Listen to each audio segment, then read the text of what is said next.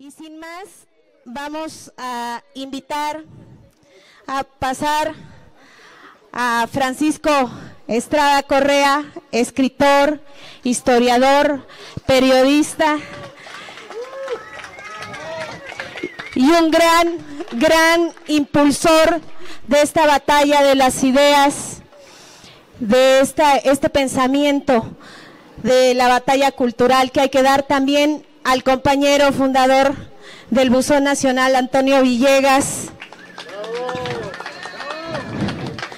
Ambos han hecho el esfuerzo de venir desde la Ciudad de México. Esta es una vez más que tenemos su grata compañía y sin más preámbulos les pasamos el micrófono. Un fuerte aplauso para ellos. ¿Quién empieza? Tú empiezas. Como tú quieras. Tú empiezas. Sí, bueno, buenos días, ¿cómo amanecieron? Bueno, pues hoy primeramente quiero felicitar a estos compañeros de aquí de Puebla que la verdad son muy necios, muy testarudos, muy resistentes, no hay nada que los quiebre, están hechos para resistir y yo creo que eso es lo que finalmente da la razón. Cuando realmente cree uno en algo, cuando realmente está uno convencido de lo que quiere uno, no hay nada que lo detenga. No existe poder humano que detenga el avance. Por eso es muy importante reconocer cuando las personas son de ese tamaño, como los compañeros, como es Elisa, como es Marcos, como es Itandegui, como es Samuel, como es Rosa, como es la compañera, no recuerdo bien tu nombre, ¿cómo? Leticia, en fin, como es el papá de don Marcos, el doctor, que la verdad, con una lucidez con la que él trata las cosas, cuando él trata los asuntos, la verdad es que es envidiable.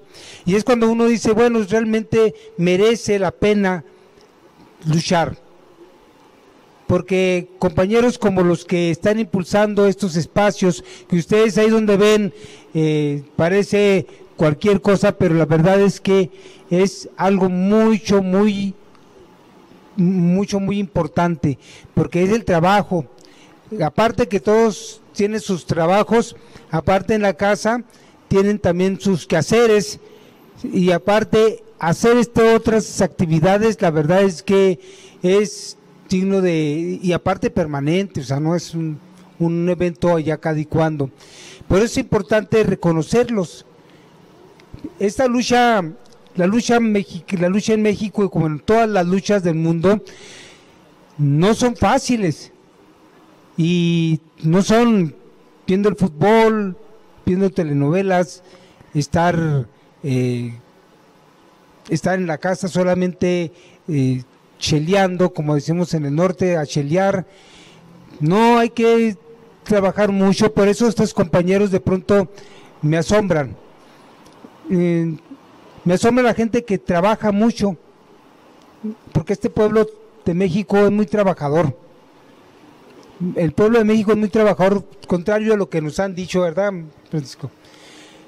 Nos han dicho que México es un pueblo de huevones y la verdad es que cuando yo veo a la gente trabajar, yo no es cierto, como esa manera de bajarnos la moral, de no querer que el pueblo progrese, es una táctica de los que están allá arriba, porque finalmente son los que se benefician. Son los que se benefician, los que siempre han estado arriba. Es como cuando cuando quieren controlar a alguien, lo primero que hacen es bajarle la moral. Decirle, sabes que tú eres un bueno para nada, tú no sirves, tú eres flojo, tú eres esto, tú eres lo otro, y la verdad es que no me sirves para gran cosa, y así es que pues trabaja duro. Y esto nos demuestra lo contrario, es un momento en el que el pensamiento comienza a tener un trabajo muy importante, la reflexión. Dicen, reflexionar es pensar, es aprender a pensar de manera autónoma, a pensar por uno mismo. Es cuando uno empieza a reflexionar las cosas y a decir, bueno, pues no, las cosas son así porque ¿quién lo quiso que así fueran? Cuando uno empieza a cuestionar todas esas cosas, comienza uno a ser autónomo y empieza uno a ser distinto y empieza uno a observar que la mayoría de la gente está deseosa de salir, de librarse de las cosas que nos atañen y que nos hacen daño. Sí, que nos atan, perdón, las cosas que nos atan y nos hacen mucho daño. Por eso yo creo que es muy importante estos espacios donde la reflexión va por delante, donde empezamos nosotros a aprender y que viene gente que nos enseña, bueno, que comparte lo que sabe y también compartimos nosotros lo que sabemos y es una cosa de ida y vuelta. O sea, ustedes dicen y nosotros decimos y estamos en una interacción permanente. Ese ejercicio, esta manera de ser, de actuar, creo que es muy importante y es lo que nos va dando, en este caso, identidad y nos va dando organización. Y un movimiento sin organización, sin estas maneras de expresarse, no tienen futuro. No tienen futuro, tiene que estar aquí la gente presente, tiene que estar compartiendo, tiene que estar impulsando y tenemos que estar, también sabe que equivocarse es parte del trabajo, también lo sabemos, porque lo vamos aprendiendo y nos damos también cuenta que el equivocarnos no es cosa que no tenga solución, también sabemos que tiene solución, que no porque nos equivocamos nos decepcionamos, pero también sabemos que cuando acertamos y cuando logramos impulsar cosas importantes, también sabemos que es parte de un proceso, que no ha sido todo, que todavía falta mucho por avanzar, que todas las cosas avanzamos y damos pasitos, vamos dando pasos, como son todos los procesos, pues. No sé si aquí alguno sea panadero. No hay panaderos. Bueno, yo que no soy panadero, pero que ayudé a hacer pan en una panadería ahí que cargaba leña y me fijaba cómo hacían el pan. Me daba cuenta que no solamente amasar, hacer todo el asunto del amasado, hasta ahí llegaba, no, sino tenía que dejar que la levadura hiciera su trabajo. O sea que había que amasar, pero que también había un proceso, que no podía uno llegar y meter el pan ya recién amasadito, recién hecho. No, había que dejar que la levadura trabajara. Y entonces me di cuenta que era muy importante ese proceso, que no lo podíamos adelantar, porque nosotros quisiéramos. O sea, yo quería ya comer pan y veía que los panaderos ponían a reposar el pan, decía, ¿a qué horas? Que no es que me estoy muriendo de hambre. Pues sí, pero tenía que esperarme. Y entonces eso me desesperaba cuando veía que estaban haciendo pan. Sin embargo, después caí a la cuenta de que era necesario, no podía desesperarme. Entonces creo que el trabajar, cuando estamos trabajando, nos damos cuenta que no podemos desesperarnos.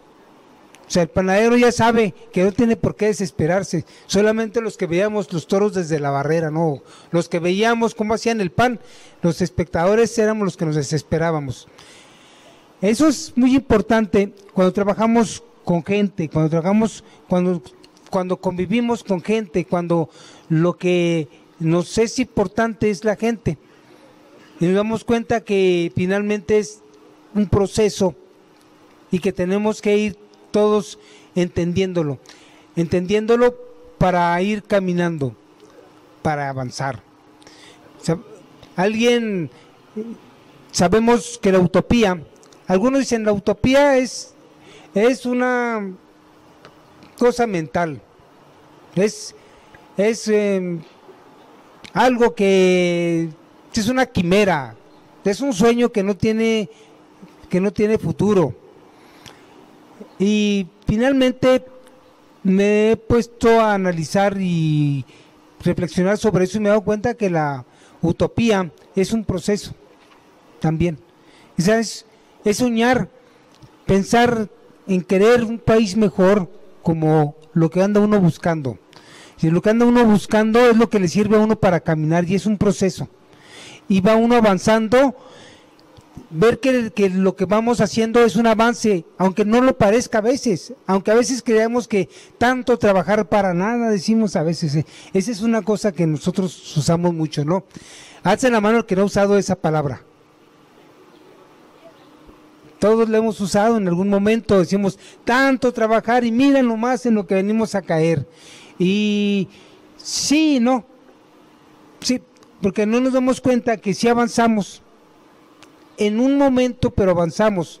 Y tenemos que ver siempre que vamos avanzando y que el avance es así. Porque los que soñamos, los que hemos aprendido a soñar, y que no nos cansamos de soñar porque nos dicen que somos idealistas y no sé qué tantas cosas, o puristas o lo que sea, pero no nos cansamos de soñar. Por eso seguimos avanzando, por eso avanzamos y hacemos las cosas como las que hoy hacemos los que están así, los compañeros de conciencia colectiva del Buzón Ciudadano, hacen las cosas así, con ese ensueño, con esas ganas de realizarlo, y sacan de donde sea fuerzas. Es realmente importantísimo. Lo que más nos gusta son esa manera de hacer las cosas, esa necedad, como dicen algunos. ¿Cómo son necios? Pues sí, somos necios, porque soñamos, porque creemos en lo que hacemos. Y no nos vamos a cansar de soñar, no nos vamos a cansar de hacer esto.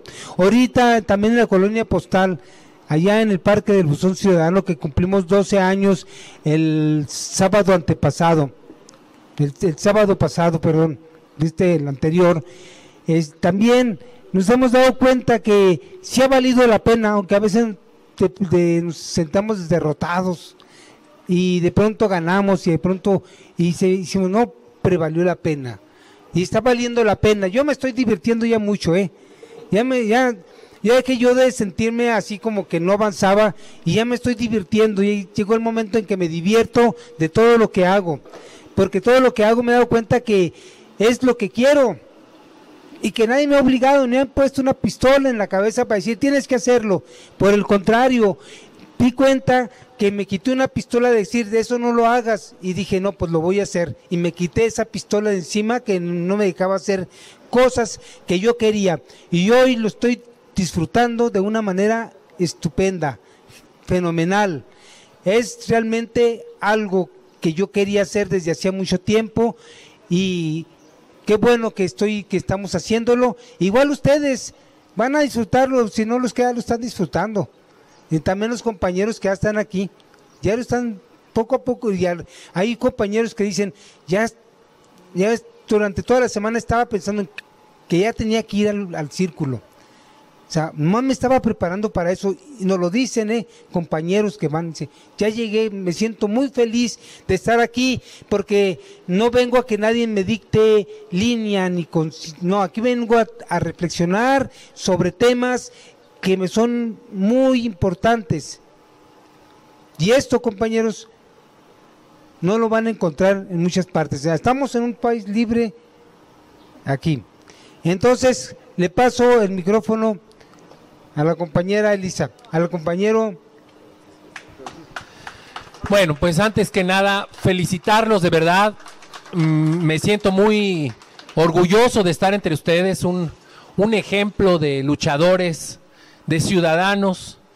Los felicito por su tenacidad, por su heroísmo, porque han dado una lucha heroica aquí en Puebla, ejemplar para muchos otros compañeros. Y para no entretenerme más, yo quiero compartir varias reflexiones con ustedes. Venimos de una lucha muy larga, escuchaba a los compañeros que cantaban aquí hace un momento. Venimos de una lucha de muy atrás. Hay atrás de nosotros muchos mítines, muchas manifestaciones, muchos presos, muchos desaparecidos, muchos asesinados. Una lucha que no empezó en 2006. Es una lucha que viene de mucho más atrás y ustedes lo saben. Y es una lucha además que tenemos que recordar cuándo inició para que no nos equivoquemos. La lucha por cambiar este país viene por lo menos de que la Revolución Mexicana bajó las banderas con Lázaro Cárdenas. Desde 1940, cuando la revolución se desvió y esta tierra fue testigo de muchas luchas para reivindicar el cardenismo y la Revolución Mexicana, de ahí vienen las desviaciones, para que no nos equivoquemos. No estamos en esta lucha para restaurar un mejor PRI. No estamos en esta lucha para regresar al desarrollo estabilizador. Ese no es el objetivo de la lucha por la que muchos estamos en pie, trabajando, peleando, reflexionando. No es cierto que haya un PRI mejor que el de los neoliberales. Las traiciones a México no empezaron con Miguel de la Madrid o con Carlos Salinas. Hay que recordarlo. Empezaron cuando la Constitución del 17 se empezó a trastocar y a reformar. Cuando se nos olvidó que había un artículo 3º, cuando se nos olvidó que había un artículo 27, cuando se nos olvidó que había un artículo 123 y un artículo 130. Y eso no fue nada más obra de Carlos Salinas. El desarrollo estabilizador no es el horizonte de la Cuarta Transformación, no puede serlo. Recordemos las luchas. Primero, para empezar, obviamente del 68. El 68 fue la respuesta más virulenta de la sociedad mexicana representada por los estudiantes contra ese modelo económico. Pero están atrás de ellos las luchas de los maestros, de los ferrocarrileros, de los petroleros, de los médicos, las luchas de los enriquistas en los 50. Hoy escucho hablar mucho de Ayotzinapa y qué bueno. Escucho hablar mucho de la violencia de los últimos años y qué bueno. Pero este país se empezó a descomponer mucho antes y hay desaparecidos y asesinados de mucho tiempo atrás, que no podemos olvidar, porque ellos son el fermento de esta lucha. Y porque tenemos que saber muy bien hacia dónde queremos ir. Y ese horizonte no lo podremos dilucidar si no dilucidamos antes nuestra historia. Leo muchos comentaristas que dicen que la Cuarta Transformación es imposible. Y que es imposible, entre otras cosas, porque los cambios en México no se pueden dar pacíficamente. Se equivocan. Sí se pueden dar pacíficamente. Cuestan mucho trabajo. Cuestan mucha congruencia. Este país históricamente ha estado dividido, partido en dos. Frente a un Vicente Guerrero estaba un Iturbide. Frente a un Benito Juárez estuvieron un Santana y un Maximiliano. Frente a Zapata y Flores Magón estuvieron un Madero y un Carranza.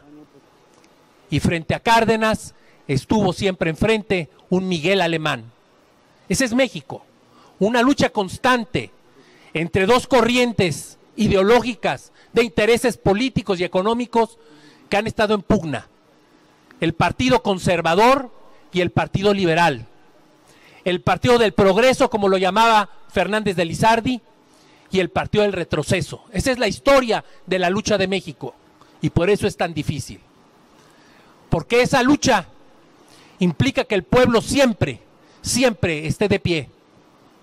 Implica que el pueblo no se retraiga a sus casas, a sus centros de trabajo, sino que esté en la calle, reclamando, trabajando por el cambio, del lado de los grandes líderes que han sido el conducto de esas transformaciones. No cediendo el poder, tomándolo. Ese es el reto que tiene México en esta nueva etapa que yo veo con optimismo, pero que no está regalada. Ganamos la elección presidencial, pero no ganamos el poder. El poder lo siguen teniendo los mismos y peor aún, ya incrustados adentro del movimiento. Porque lo que viene, porque lo que estamos viviendo es el oportunismo en su mayor nivel de expresión.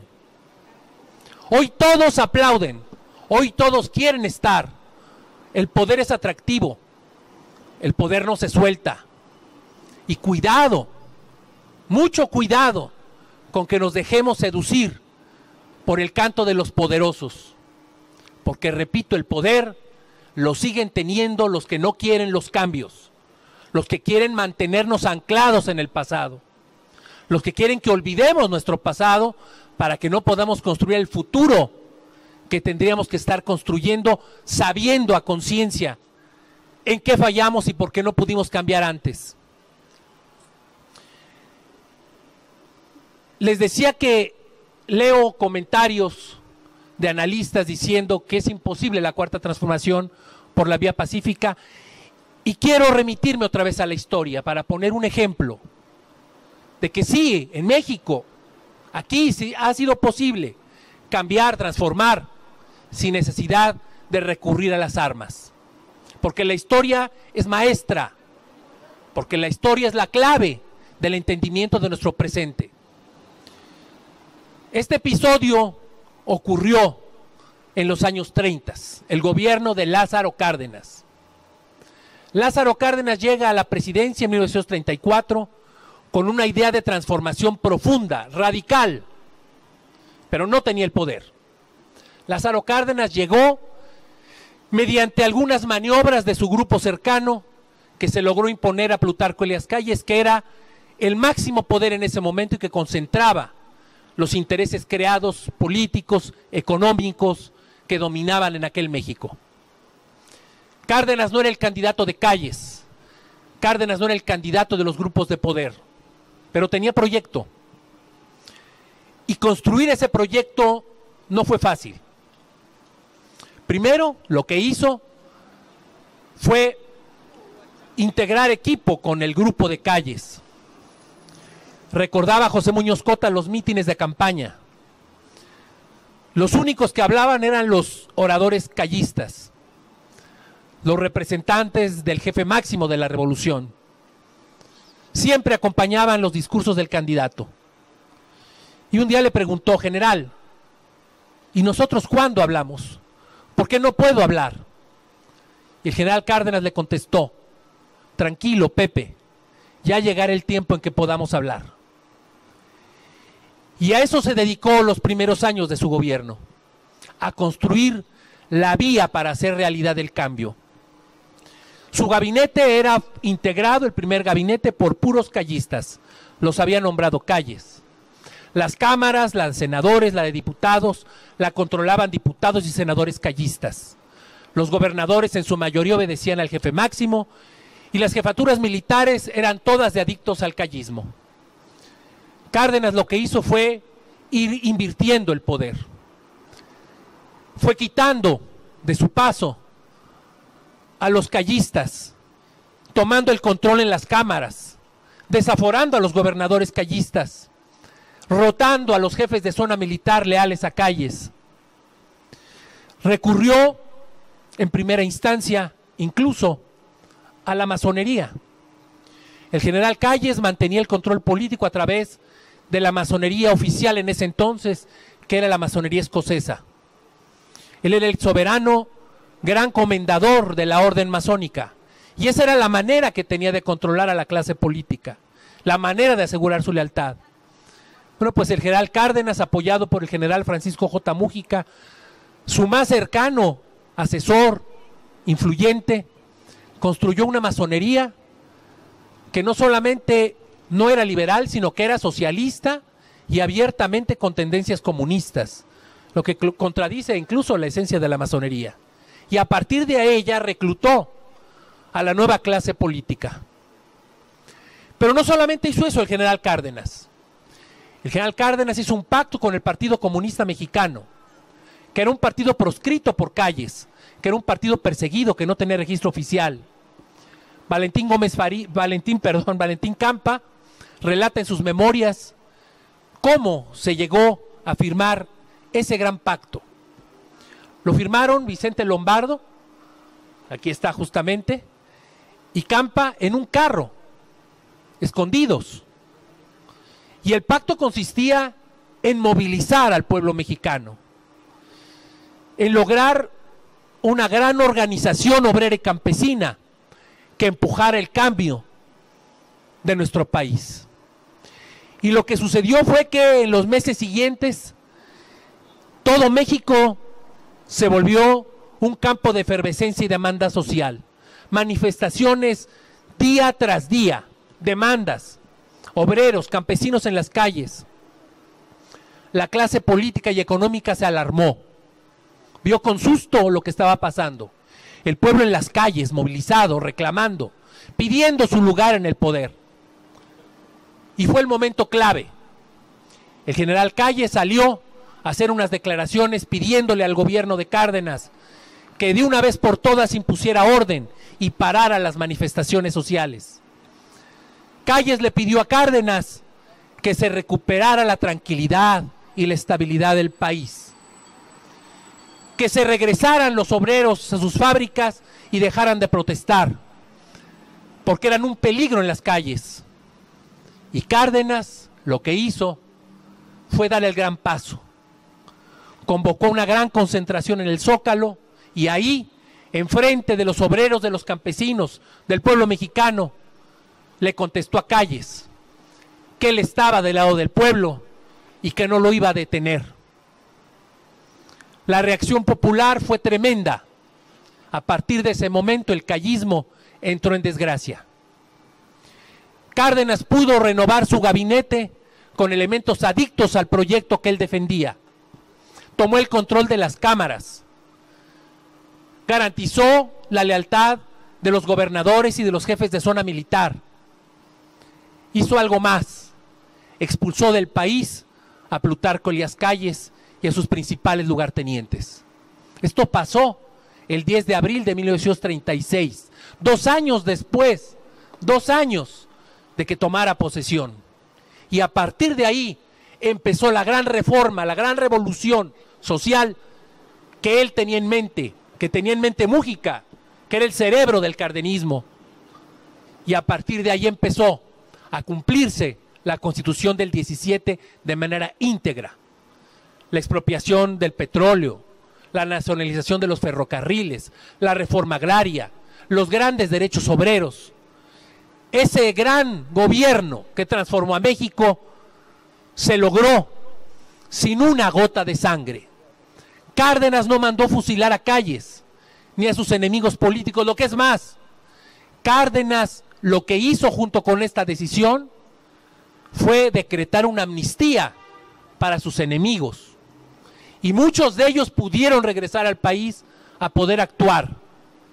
Y así, sin una gota de sangre, se logró la consecución de las grandes transformaciones de la Revolución Mexicana. Pero Cárdenas no estaba solo.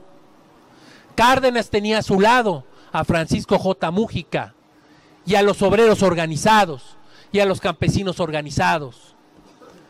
Porque todo gobierno, todo movimiento no es homogéneo. Todos los movimientos son disímbolos, contradictorios, heterogéneos. Y lo que finalmente se impone es la fuerza de los que logran imponerse más y mejor. Y en el gobierno de Cárdenas, afortunadamente para el pueblo, había un Mújica para recordarle a Cárdenas su compromiso con el pueblo. Cárdenas sin Mújica no hubiera sido Cárdenas. Hoy estamos ante un reto igual o mayor. Y si no hay un Mújica junto a Andrés Manuel López Obrador, si hay un pueblo que tiene la obligación de estar recordando al próximo gobierno, a los legisladores que ya están gobernando, a los representantes que ya tienen un cargo, que hay un proyecto de nación que no podemos olvidar, que sí, que a lo mejor, muy posiblemente, la política imponga ciertas condicionantes, pero la revolución social no se hace así. No existen gobiernos de conciliación que hayan transformado este país. Todos los ejemplos de gobierno que han querido conciliar las posturas contradictorias de las que hablaba al principio han fracasado. la definición es necesaria y hay que defenderla. O se está del lado del pueblo o se está contra de él. Así de simple. Y eso depende no de los políticos, eso depende de nosotros. Oigo con satisfacción, con alegría, con entusiasmo en algunos compañeros la felicidad del triunfo electoral. Sí, hay mucho que festejar. Se logró mucho, se logró demasiado. Pero hay un problema. Hay una frase que le atribuyen a Emiliano Zapata, que en realidad no es de Zapata, es de un político liberal inglés, John Acton, que contiene toda una filosofía que hoy tendría que tener presente el pueblo mexicano. El poder tiende a corromper, pero el poder absoluto corrompe absolutamente. ¿Qué va a hacer Morena con ese poder? Se controlan las cámaras íntegramente. Se tienen las mayorías para hacer las grandes reformas. Se tiene una base social que ha logrado el triunfo en muchos estados, mayorías en los congresos estatales. Se tiene finalmente el gobierno federal. Poder absoluto. Solo el pueblo puede evitar que ese poder absoluto se vuelva en contra de este proyecto que venimos animando. Nos toca a nosotros ser esa conciencia del movimiento. Nos toca a nosotros no callarnos. Se tiene mucho miedo a la crítica. Se cree que hoy que tenemos el poder hay que callarse y no hay que decir. Y no, compañeros, no. Si antes, cuando no teníamos el poder, teníamos que reclamar, era nuestra obligación reclamar. Hoy es más que nunca necesario que señalemos las desviaciones si queremos salvar el movimiento, si queremos salvar el proyecto. No es un mito evocar el fracaso del gobierno maderista. Allí está el ejemplo de un gobierno que quiso conciliar con el régimen de Porfirio Díaz, con el viejo régimen corrompido y podrido, y que acabó por suicidarse. Ese es un ejemplo, pero hay muchos en nuestra historia. Madero licenció a sus tropas. Madero hizo un lado a los que le dieron el triunfo. Madero hizo un pacto con el gobierno porfirista.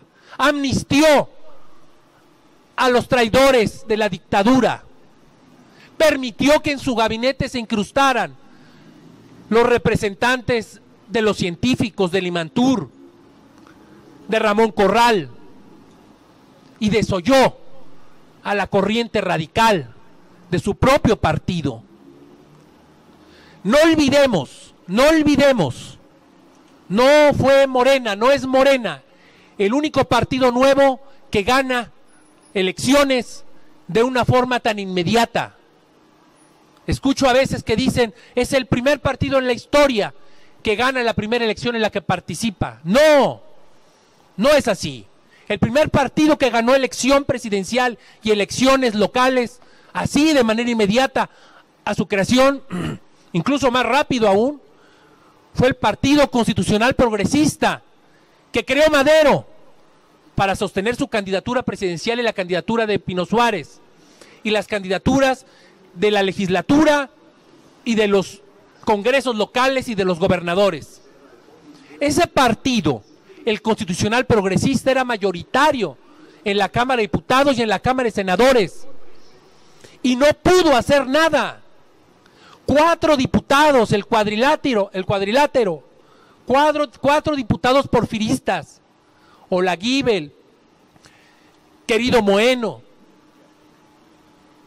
ese bloque que conformaron 4 hombres, frenó las grandes transformaciones en la Cámara de Diputados.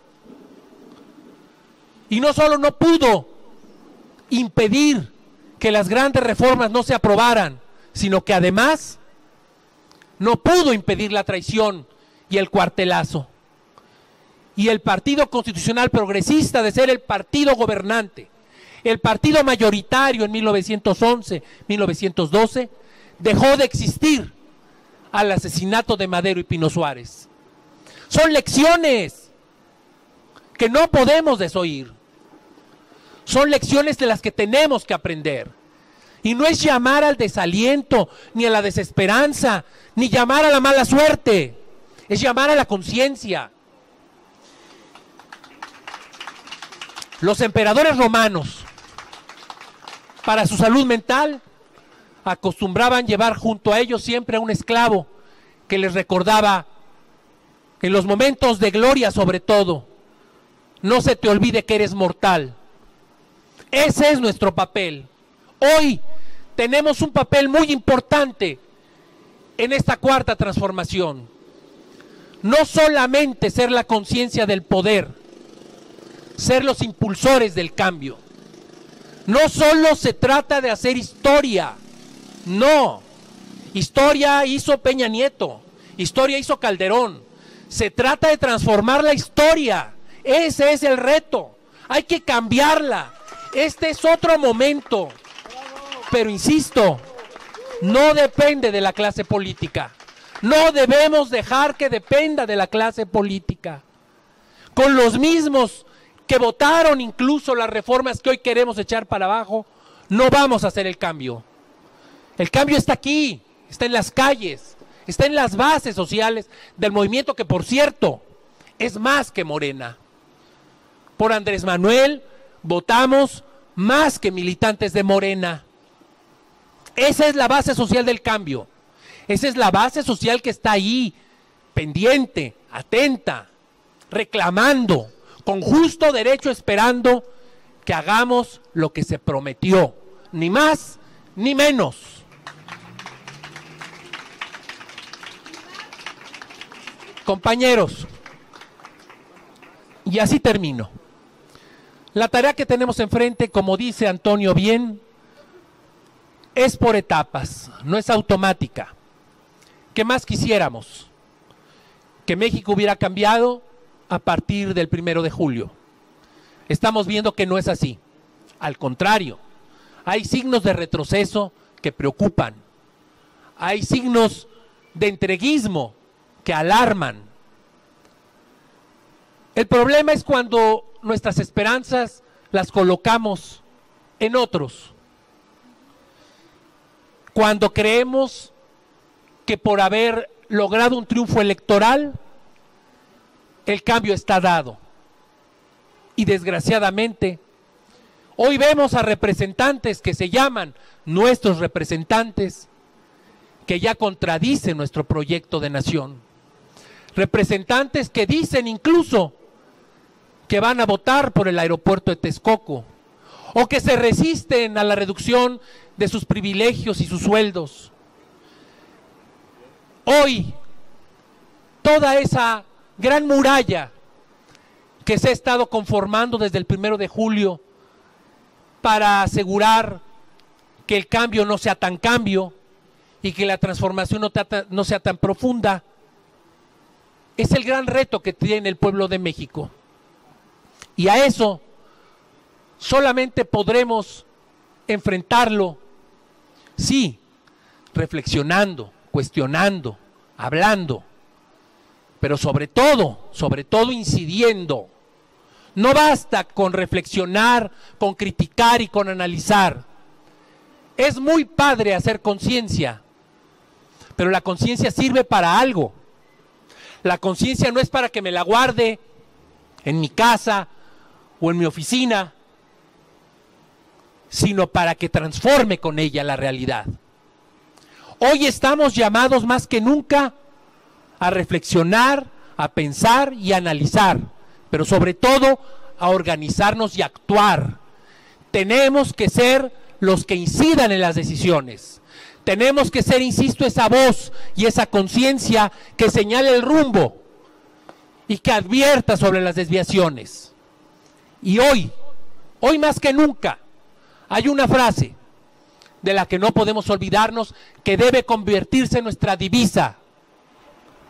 Esa frase que escuchamos mucho en los años pasados, hoy es vital para la salud y para la vida de la nación. Solo el pueblo puede salvar al pueblo. No hay más. Muchas gracias.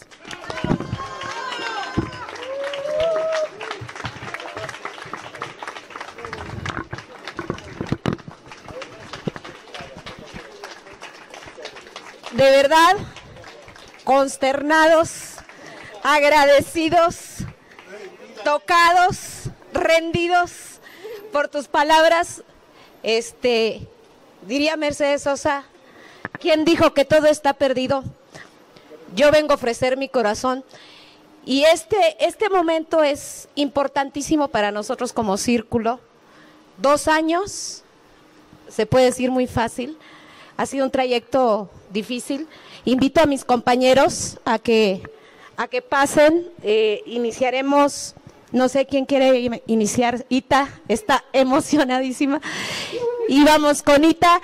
Vamos a dar un tiempo como estamos un poco colgados de tiempo, vamos a dar 2 minutos a cada uno de mis compañeros para que den un breve mensaje. De verdad, agradecidísima por el mensaje del compañero Francisco. Sí, bueno, hablaron. Sí, gracias, Francisco. Bien, algo que hablabas es también esa cuestión de la salud mental, ¿no? Estamos, pero ¿hasta dónde llega esta salud mental después de vivir con tantas frustraciones, ¿no? Tan solo nosotros en Puebla nos están diciendo que no se puede cambiar, punto, que las aglomeraciones, que las nuevas obras, que todo eso no se puede cambiar y que al final de cuentas, aunque haya sido muy democrático probablemente, o quién sabe, pero se ve la situación de querer por lo menos en estos meses hacernos sentir que no se va a poder cambiar porque se queda la esposa de Moreno Valle, supuestamente. Esperemos que no sea así, pero bien, ¿cómo nos están diciendo, no? Bueno, durante todos estos años nos quisieron tener frustrados, algo que decía muy atinadamente Antonio, sobre alienados en el trabajo, ¿no? Pero diciéndonos que no somos buenos trabajadores, ¿no? Y aparte de eso, diciendo que los que nos enseñan mal. O sea, es una cuestión de la salud mental, fastidiándonos, diciéndonos, manteniéndonos frustrados y aparte de eso, inmovilizados. Eso es algo muy importante y eso es lo que he aprendido. Si me paso de mis 2 minutos, por favor, me dan, ya hemos aprendido aquí a que los ciudadanos, algunos que ni siquiera se habían acercado acá a este círculo de reflexión y nos conocían, llegaban, pasaban y nos decían, oigan, por lo menos aquí puedo decir lo que siento, lo que pienso, aunque no estemos totalmente de acuerdo, ¿no? Y es una parte importante de nuestra salud física, mental, porque no nada más es cuestión de mantenernos en esa frustración, sino también el hecho de poder decir unas cuestiones, no soy psicóloga, pero soy trabajadora social. Una de las cosas para evitar ese dolor, para paliarlo, es también hablarlo, ¿no? Y aquí, este pequeño espacio para hablar como ciudadanos de toda esa situación, se abra, ¿no? Estamos abriendo nuestro corazón, estamos abriendo las entrañas, y aquí no es para dar coba, compañeros, eso sí que les quede claro, no vamos a dar coba, claro, aquí no vamos a decir que está todo bien, ¿no? No, es al contrario, el hecho de que haya ganado el partido Morena, y por eso nosotros también hemos tratado de deslindarnos bueno, no deslindarnos totalmente, pero sí no pertenecer a lo que es la estructura de Morena. ¿Por qué? Porque ya Morena va a ser el oficialismo, eso es que les quede claro, el oficialismo va a ser Morena. Sale, pues bueno, ¿quién sigue? Compañero Luis Ortega Morales, que recientemente se integró al círculo. 2 minutos. Bueno, compañeros y compañeras, bueno, insistir durante 2 años, quincena tras quincena, en la lucha ideológica, en estar insistiendo en traer compañeros, ponentes, opinadores, pensadores, escritores, que han reflexionado, que han interpretado la realidad y que vienen a mostrarnos cuál es su punto de vista y que nos vienen a demostrar uno tras otro de los elementos que lo que dicen los que están en el poder, que lo que dicen los privilegiados es una mentira y que nos han traído con argumentos, con datos, con estadísticas, que todo eso que pregonan es una mentira. Es una lucha ideológica, política, que requiere lo que los compañeros han estado planteando: constancia, permanencia, lucha quincena tras quincena, trabajo tras trabajo. Porque la lucha ideológica, la lucha de las ideas, la fuerza que dan las ideas, es fundamental. Pero esas ideas, esta clase política que ha estado en el poder durante tantas décadas, la ha venido introduciendo no solamente a través de los discursos del presidente de la República, la introducen con la propaganda, con los medios de comunicación. La Universidad Autónoma de Puebla, que era una universidad de lucha, de contienda, hoy es una universidad reproductora del neoliberalismo, donde le enseñan a los estudiantes que tienen que pasar un examen de admisión, que tienen que pagar el examen y que tienen que aguantarse. Y a los muchachos que entran les dicen que son buenos futuros sembradores de empresas porque pasaron el examen, y que los muchachos que no pasaron, claro, obviamente son tontos porque no pasaron el examen. Les meten en la cabeza estas ideas. Por eso esta lucha ideológica es clara y es fundamental. Pero lo que tenemos que ganar ahora, quienes han llegado al poder, este nuevo impulso de esta cuarta transformación no ha ganado la lucha ideológica en el pueblo. Ni siquiera la ha empezado. Necesitamos ganar esa lucha de las ideas. Bueno, acabo de escuchar a la compañera Claudia, que puso como secretaria de Tránsito y Policía a una morenovallista. Y dice, no, es muy eficiente. Y la pregunta es, ¿con qué ideas llega esta señora? ¿Qué va a hacer esta señora? ¿Qué piensa de los seres humanos que en la calle pasan medio borrachos ahí y llegan los policías y lo golpean y le quitan todo? Esa mentalidad de esos policías es una mentalidad inhumana que no resuelve el problema de los derechos humanos. Y cambiar esas ideas para cualquier funcionario requiere muchos años. Y entonces el equipo que lo rodea a uno, el equipo que uno lleva, tiene que ser un equipo que esté convencido de una cuarta transformación. No puede llegar a cualquiera. Por esa razón, no es tan fácil decir que un Romo, que un García Barragán, que un Moctezuma Barragán, o que otros diputados que no tienen este convencimiento van a ser promotores de esta cuarta transformación. No, efectivamente, ellos no son los que van a realizar la transformación. Son estos seminarios, son esta lucha ideológica que quincena tras quincena se han venido realizando y que vamos a continuar haciendo para desarrollar todo este trabajo. Yo creo que este elemento es clave y claro, tenemos que felicitarnos todos por tener este círculo que cada quincena está insistiendo en esta lucha ideológica. Bien, a continuación, el compañero Samuel Rosas.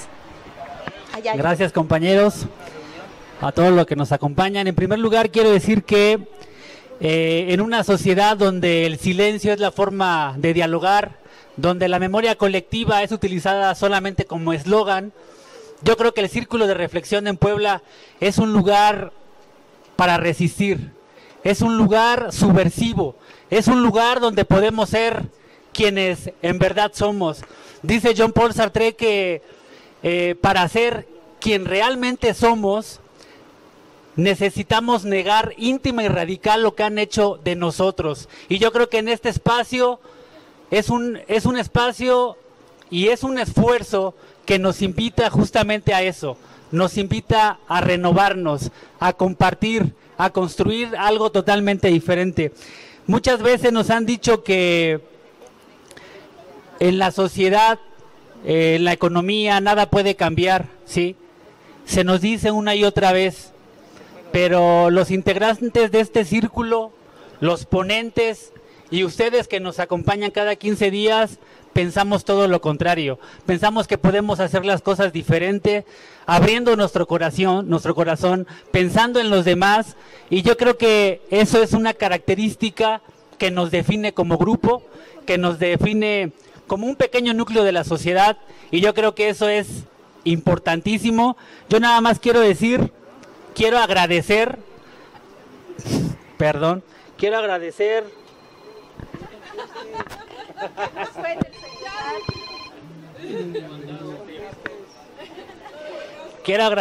a ustedes, a los que nos acompañan cada 15 días, el permitirme crecer como persona. Yo no soy el mismo de hace 2 años y yo quiero todavía ser mejor, acompañado de su palabra, de su crítica y de su compañía. Muchas gracias. A continuación la compañera Leti, igual hace poco se integró al círculo, acá para que salgas en cámara. Sí. Bueno, buenas tardes. Yo nada más voy a hacer un breve comentario de participación ciudadana. Bueno, la participación ciudadana no solo queda en un proceso electoral con un voto. Nosotros debemos colaborar en asuntos y decisiones de cuestiones políticas. Normalmente los neoliberales nos han hecho creer que nosotros no sabemos nada de política, solamente los que estudian en Harvard, pero solamente ellos han aprendido a hacer estafas maestras, a hacer desvío de dinero, enriquecimiento ilícito. A eso van a Harvard. Entonces, según ellos, son los únicos que saben de política. Bueno, un ejemplo de la participación ciudadana fue el 1 de julio en las elecciones y se pudo observar y pudimos demostrar el poder que tiene la ciudadanía. En ese día todo el mundo se movilizó y yendo a votar, cuidando casillas. Algunas ya cerraron hasta las 12, 1 de la mañana, pero era tanto la esperanza y el hartazgo que eso nos hizo movilizarnos para poder lograr que Andrés Manuel López Obrador ganara la presidencia. Entonces, ese es una manera de participación con un voto, pero no nada más debe quedar ahí nuestra participación. Nosotros, así como lo decía el escritor Francisco Estrada, tenemos que empezar a crear y a fomentar una cultura de participación desde nuestras colonias, porque así podemos, porque desde esa manera nuestras ideas no se quedan solamente aquí, hay que llevarlas al lugar donde vivimos, hay que empezar a organizarnos para que desde ahí podamos hacer conciencia con los demás. Y bueno, después de eso podremos hacer una participación reflexiva y propositiva, proponer Pero ahora nosotros, así como lo decía, las bases somos quienes tenemos que exigir a los que quedaron en el gobierno qué es lo que necesitamos, cuáles son nuestras necesidades, porque nosotros las conocemos. Ellos traen planes y proyectos, pero ellos es lo que suponen que creen que necesitamos, pero nosotros sí sabemos cada necesidad. Gracias. Y con el compañero Marco Antonio Álvarez. Bueno, el título de la conferencia es Batalla Cultural, Ideológica, Formación Política y Transformación Social. Entonces yo les voy a poner algunos ejemplos de tareas donde hay batalla cultural. Cuando tú llegas a un congreso, por ejemplo, de Morena, donde donde te dicen lo que tienes que decir y donde no puedes leer, ahí hay una batalla cultural. Porque tienes a una presidenta donde todo el mundo le chifla y no tiene legitimidad. Ahí hay una batalla cultural que dar, porque no sea vista como la jefa y la patrona, sino en realidad como una compañera. Ahí hay batalla cultural. Hay batalla cultural cuando ves que la cuarta transformación parece que inicia con la transformación, pero de los compañeros, ¿no? Porque los compas que tú veías así, tranquilamente, con su playerita y todo, ya andan de traje, ya se quieren parecer en cosas que son fundamentales. No son nada más de que pues déjalo, ¿no? Él pues ya se quiere poner traje el compañero, ya se quiere ver así con su moñita de corbata y todo su corbata de moñito, digo, como Benito Bodó, que ya ahí se ven, ¿no? Los compañeros, como ahí hay batalla cultural. Hay batalla cultural cuando vemos la boda de César Yáñez, por ejemplo, ¿no? Donde se cierran las calles, donde a mí la foto que más coraje me dio fue donde se está repitiendo y donde el populacho ahí está atrás de las vallas viendo a sus héroes ahora, a los nuevos héroes de la democracia, a los nuevos aprendices de oligarcas. Ahí hay una batalla cultural que dar. Hay batalla cultural, y aquí sí, ya ves que siempre somos contracorriente, Toño, discúlpame, pero creemos que hay batalla cultural desde que se crea un instituto de formación política desde arriba. Se está formando desde arriba y se está formando con las vacas sagradas, ¿no? O sea, no tenemos 2 fisgones, no tenemos 1000 Paco Ignacio Taibos, ahí hay batalla cultural. Se está viendo, o sea, hay una batalla cultural porque no se está recogiendo, digamos, desde abajo, incluso los saberes, la organización desde abajo para dar una batalla cultural en un instituto de formación política, que se oye muy bonito. Al rato te van a dar tu doctorado en formación política democrática y en la doctor en cuarta transformación, o qué pasó, ¿no? Ahí hay batalla cultural. Hay batalla cultural desde que los espacios aquí en Puebla pues, se tiene que sesionar en la calle, los del consejo, ¿no? Ahí sesionaron. Hay batalla cultural desde que hay gente intocable. Hay batalla cultural, incluso aquí en el círculo, por ejemplo, pues tenemos que romper el clasismo que tanto vemos un líder político y ya resulta que es como un patrón y tenemos que tener la alfombra roja, ¿no? Y resulta que es un Barbosa, por ejemplo, y entonces dices como que ahí hay una batalla cultural de regresarnos, de reflexionar nuevamente, de ver qué es lo que está pasando y de ser los políticamente incorrectos. Hay que ser como los niños que llegan y que no piden permiso para preguntar qué carajo está pasando o decir está pasando esto, ¿no? Y los adultos dicen no está pasando, te estás imaginando, te falta formación. No nos falta formación, ya hay mucha formación. Entonces ahí hay batalla cultural. Nos han robado un poquito del programa mínimo, nos lo hicieron como el salario mínimo, y aparte nos robaron muchos elementos del discurso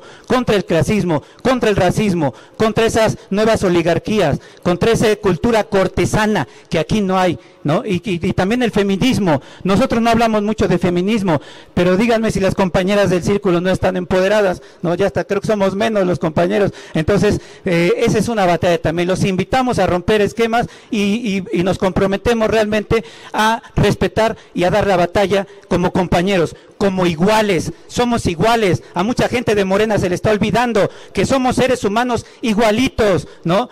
A todos esos compañeros que sueñan con ser los nuevos oligarcas, yo les digo, hay mucha batalla cultural que dar. Muchas gracias, compañeros.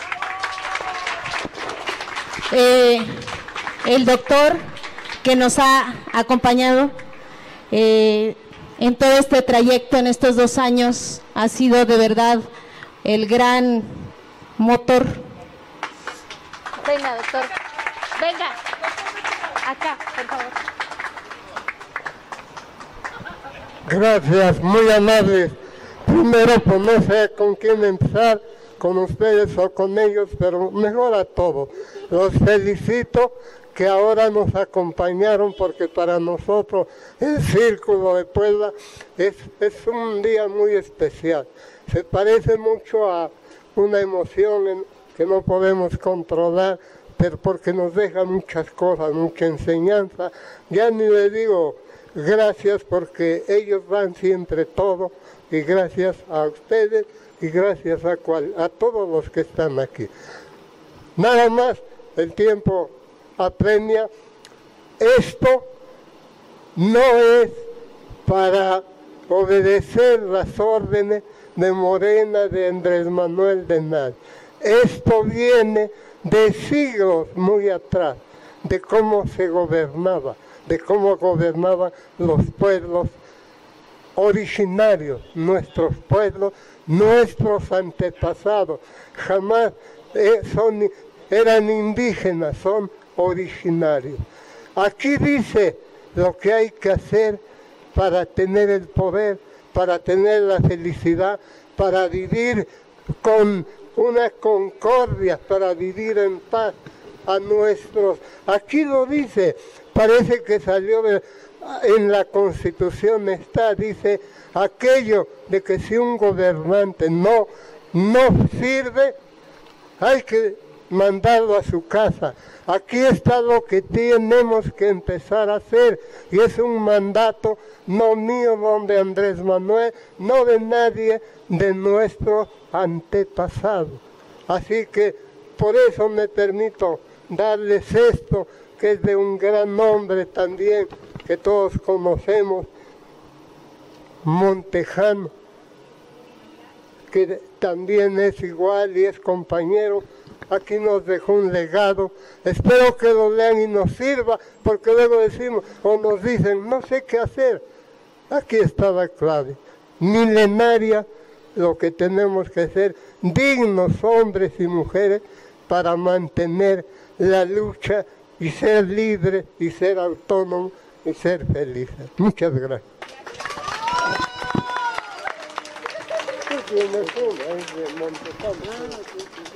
Compañeros, yo no estaba incluida, pero de verdad, lo primero, nada de esto sería posible sin ustedes. Este es un espacio para todos, es un espacio que no estaríamos aquí, no habríamos perdurado estos 2 años sin la presencia de todos ustedes. Agradecerle a los que nos visitan de la Ciudad de México, que no los habíamos mencionado en micrófono, que vienen desde México, desde el buzón de la postal, de Acalpan, de Naucalpan, el compañero Aco, que nos visitan desde Huitzilan, la compañera Consuelo Valle, que son compañeros todos, los compañeros, se me va el nombre, de los compañeros que siempre nos traen la lectura, perdón, en mi despiste. Trejo, el compañero Trejo, el próximo evento lo comprometo desde el micrófono a que nos traiga una lectura colectiva, porque parte de esta construcción del pensamiento es la música, es nuestras tradiciones, es nuestra creación. Este espacio es nuestro. El compañero Epifanio, que nos ha hecho el favor en todo este trayecto de acompañarnos, de apoyarnos en muchas ocasiones y de muchas maneras. Está el botecito. Acuérdense que sin eso no tendremos el recurso para reponer lo que hemos invertido en la cámara. Les aviso, tenemos cámara nueva, nuestros videos están de mejor calidad. Desde aquí comprometo al compañero Villegas a que nos haga efectiva la transmisión de los videos en el buzón nacional. Por favor, un aplauso para que lo haga. Y como siempre, este espacio, este micrófono se abre para dar avisos y anuncios de otras actividades que también son de concientización. Aquí tenemos a 2 compañeros que nos van a hablar de estos eventos. Uno, a ver, acá, pero acá. Aquí, ¿verdad? Acá. Y ahorita aquí. Buenas tardes a todas y a todos. Buenas tardes.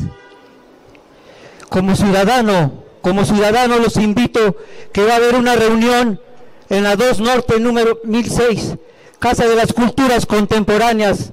Se va a hablar acerca del no al aeropuerto por sus consecuencias devastadoras. Sí al lago de Texcoco, sí al lago de Texcoco, y felicidades a los compañeros de Círculos de Reflexión. ¿Qué fecha? Sí, para el lunes 22 a las 11 de la mañana, lunes 22. Gracias. Epifania. Pues muy buenos días a todos los asistentes. Yo creo que algunos de ustedes me conocen, y no exactamente por traer corbata. Es lo que de alguna manera... hace unos días asistí a un conversatorio en el cual estuvo una persona que estimo mucho, que es la compañera Consuelo Valle, y decía yo en ese momento que yo me enorgullezco de no ser universitario, porque soy un trabajador simplemente que ha tenido muchas cosas en la vida positivas, y que a diferencia de muchos ciudadanos ha tenido oportunidades que no todos la tienen. Gozo de una pensión que me permite una vida digna, y lamento que muchos mexicanos no puedan acceder a una pensión. Y lamento mucho, como decía en esa reunión, los más de 37,000 desaparecidos oficialmente hasta abril pasado, que menciona el gobierno. Y bajo esas condiciones decimos, lo que a mí y a muchos compañeros nos ha movido es la injusticia que vivimos en este país, y eso no podemos callarlo. Y así vemos con preocupación también, decía un compañero por ahí, que el 85% de gente que llegó al poder en este momento de Juntos Haremos Historia proviene directamente del PRI. Y nosotros decimos, el PRI es como la materia, no desaparece, solo se transforma. Y ahí está. Entonces, bueno, independientemente de eso, el pequeño anuncio que les hacemos es que el próximo día 26 se cumplen 49 meses de los graves acontecimientos allá en Iguala. Esa historia que algunos minimizan, pero es el vaso que derrama la gota que derrama el vaso, y que significa no solamente los 43 desaparecidos de Ayotzinapa, sino significa la lucha de miles y miles de seres hace rato, más de 37,000 oficialmente reconocidos, y que nosotros nos hemos visto con muchos compañeros de aquí en el Zócalo de la ciudad de Puebla. Y decía alguna vez una persona, y piden permiso, ¿y quién les autoriza? Y decimos, somos ciudadanos mexicanos y tenemos todo el derecho de reunirnos pacíficamente, y tenemos todo el derecho de plantear lo que estamos planteando, porque este es un espacio público y no tengo que pedirme permiso a ninguna autoridad para ejercer mis derechos, y como el de mío, de muchos compañeros que ahí asistimos. En alguna vez yo recuerdo que hablando en el micrófono decía un compañero que estaba a mi lado, oye, ¿no tienes miedo? Digo, porque tengo miedo, estoy aquí y no voy a parar, y no vamos a parar hasta que le demos cumplimiento a esas demandas que tenemos, y que hoy son los 43, ayer era el movimiento de Sicilia, y más antes eran los 12 de Atenco, y más antes era el movimiento zapatista, porque desde nuestro espacio hemos siempre estado constantemente en contra de muchas injusticias que se dan en este país, y vamos a seguir. Y si vemos injusticias de estos gobiernos emanados del Juntos Haremos Historia, también las vamos a denunciar y vamos a exigir que den vuelta atrás, porque no es lo que muchos miles de personas expresaron el 1 de julio. Y así socarronamente digo, yo no voté el 1 de julio. Y me dicen, ¿cómo? Porque la casilla donde iba a votar se la robaron el 1 de julio. Y así muchos miles de mexicanos nos vimos envueltos en esa situación. Bien, pues esperamos el próximo día 26 de este mes, ahí en el Zócalo, en que nos han acompañado a lo largo de nuestra historia de 49 meses, muchos compañeros que en su arte expresan toda esa inquietud que tienen muchos mexicanos y que nos acompañan con su arte para expresar las injusticias que se viven en este país. Muchas gracias. Porque vivos se los llevaron. ¡Vivos los queremos! Porque vivos se los llevaron. ¡Vivos los queremos! Justicia. Bueno, compañeros, hemos compartido la música, la conciencia, y hay que compartir la mesa en nuestro festejo. Entonces los invito ahorita, bueno, se me olvidaba decirles, nos trajo el compañero Francisco Estrada, nos trajo unos libros, vamos a hacer poquito después del convivio la rifa de estos libros. Nos pasamos ahorita a hacer modificaciones para tener espacio donde colocar los alimentos que muchos de ustedes nos hicieron el favor de traer y que nosotros